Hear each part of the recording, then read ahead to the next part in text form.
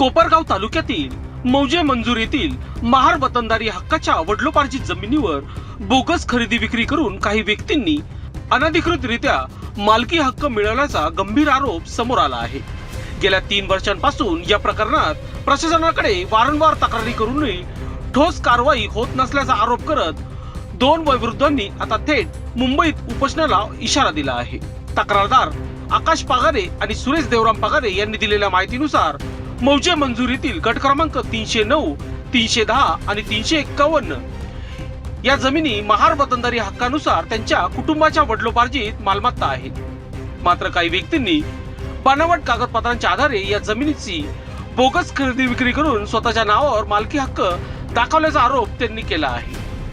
तक्रारदारांच्या म्हणण्यानुसार गट क्रमांक 309 व वाल्मिक संपत तांगतोडे यांचे नाव दाखवून त्या ठिकाणी अनधिकृतपणे शेती सुरू करण्यात आली आहे, तर गट क्रमांक 310 वर स्वामी शिवानंदगिरी महाराज आणि सुनीता भोसले यांच्या नावाची नोंद दाखवून त्या ठिकाणी पुतळा आणि महादेव मंदिर उभारण्यात आरोप करण्यात आला आहे। याशिवाय काही भागात गायींचे गोठे उभारून जमीन वापरत असल्याचे सांगण्यात आले आहे।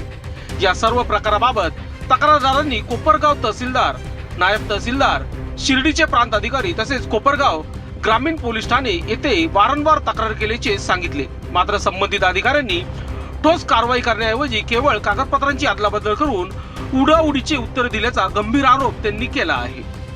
तक्रारदारांच्या मते या प्रकरणातील बोगस मालकांना प्रशासनातील काही अधिकाऱ्यांचे अप्रत्यक्ष संरक्षण मिळत असल्याची कारवाई होत नसल्याची शंका निर्माण झाली आहे। त्यामुळे न्यायासाठी त्यांना वारंवार शासकीय कार्यालयांचे उंबरठे झिजवावे लागत असल्याची खंत त्यांनी व्यक्त केली।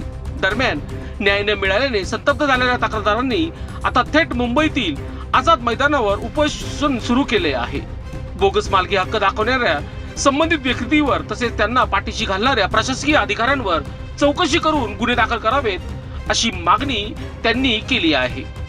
तक्रारदारांनी स्पष्ट इशारा दिला आहे की या प्रकरणाची सखोल चौकशी करून वडिलोपार्जित जमिनीचा न्याय मिळाला नाही तर आंदोलन आणखी तीव्र करण्यात येईल। त्यामुळे आता या गंभीर प्रकरणाकडे राज्य शासन आणि महसूल विभाग नेमकी कोणती भूमिका घेते याकडे सर्वांचे लक्ष लागले आहे।